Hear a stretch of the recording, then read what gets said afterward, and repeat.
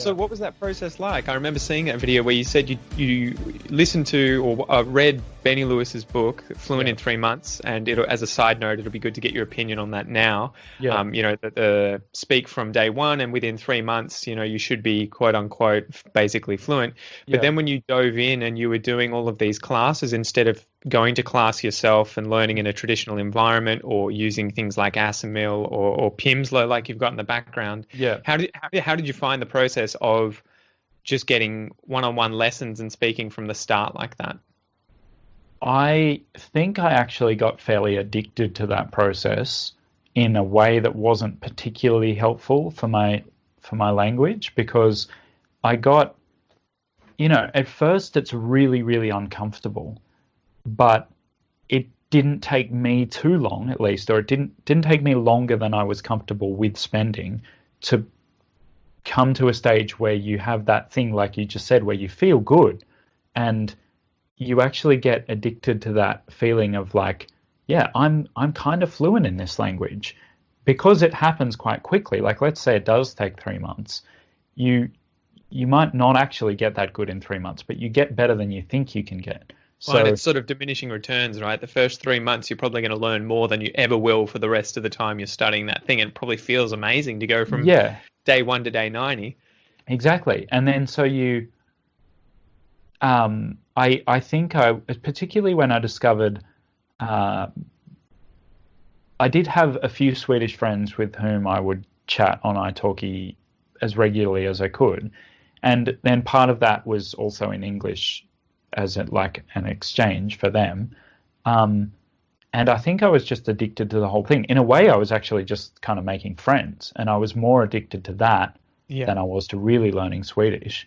And I remember actually that sometimes it got difficult in that I became quite good friends with them, so I'd actually feel like, yeah, I really want to talk about this thing with you, but it's like way too complicated for my Swedish. And we'd sometimes just spend the whole like hour or whatever just speaking English, because we'd just become mates almost. I thought you were just going to say, you start the lesson and you're like, so what do you think of physics?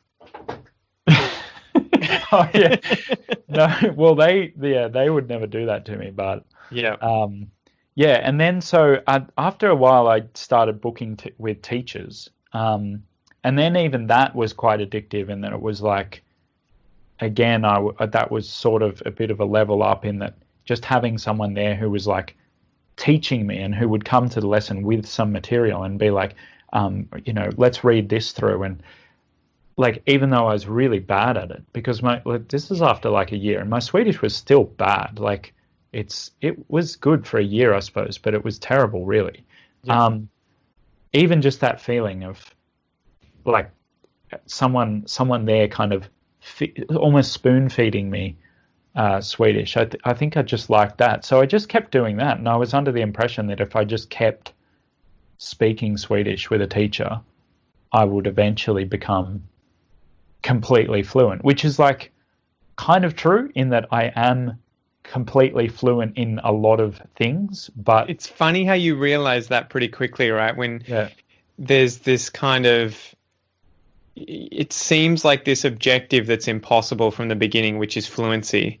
Yeah. And then all of a sudden you find yourself there and you realize, shit, it's just fluent in this one little area. And there's actually like thousands of other areas that I haven't even jumped into yet. And the next level above that's like a meta thing, right? Where the level above that is actually having the fluency to switch in and out of all these different areas and be able to, go through all of this landscape of language about, the beach or about your work or about your family. And you have to kind of join them together. And so it's kind of like a choose your own adventure, and it just keeps fractaling out and becoming more and more full on. And you're like, as much as you feel good at times, right, about I can have these great conversations, you're also like, fuck, I know so much about how little I know. Yeah, exactly. And you like, it was a weird feeling and quite a degrading feeling. That's not the right word. Demotivating feeling of like, I felt like I was fluent in Swedish. So there's this point where your ego tells you like, this is a language you speak now. Yeah. And then you go and try and watch something without subtitles, and you're like, I have no idea what they're saying. Like, get a cold dose of reality. Yeah, like not even a little bit. Like I can tell they say hello, and then like what the heck goes on after that? Like, and that, just like with it, what I've kind of learned about language learning, which I've probably learned more about that than I have about Swedish almost. Well, that's to sort of pause you there. That's so funny. I was chatting to someone recently saying, Pete, I saw that you speak Portuguese with your wife. I'm married to a Brazilian. How do I learn Portuguese? Yeah. And I was like, oh my God, like, where do we begin, dude? Yeah. But the conversation ended up getting to that point where you're just like, ultimately, you're not learning Portuguese. You're learning how to learn a foreign language as an adult. Go and do it. You can do it however you want. I don't have the right answer. You kind of have to work out how it works best for you. And that's the sort of easiest / most complicated answer you could ever get. Yeah.